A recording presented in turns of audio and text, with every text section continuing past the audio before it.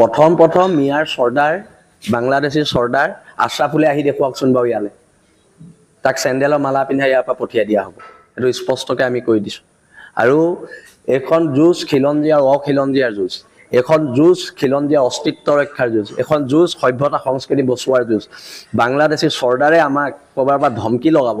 আমি ভয় খাম আমি লাগিলে MLA হওক কিবা হওক এইবিলাক আমাৰ লগত কথা নাই কিন্তু এটা কথা বাংলাদেশী চৰ্দাৰ আশ্ৰাফুলৰ সাহস আছে যদি প্ৰথম শিৱসাগৰলৈ আহি দেখুৱাকচোন যদি আশ্ৰাফুলক আমি চেণ্ডেলৰ মালা পিন্ধাই ইয়াৰ পৰা পঠিয়াব নোৱাৰোঁ ৰাজহুৱা জীৱন ত্যাগ কৰি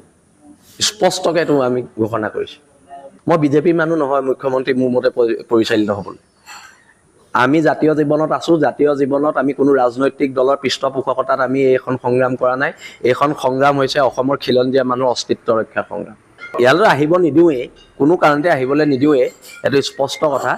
আৰু যদি বাৰে বাৰে আমাৰ খিলঞ্জীয়া মানুহখিনিক চেলেঞ্জ কৰি থাকে তেন্তে এখন ভয়ংকৰ যুদ্ধলৈ সাজু থাকক কাৰণ আমাৰ মানুহ বহি নাথাকিব নহয় এনেকৈ যদি সদায় খিলঞ্জীয়া মানুহখিনিক হেৰি কৰি থাকিবলৈ হয় জোকাই থাকিবলৈ হয় তেতিয়াহ'লে কি আমি বহি থাকিম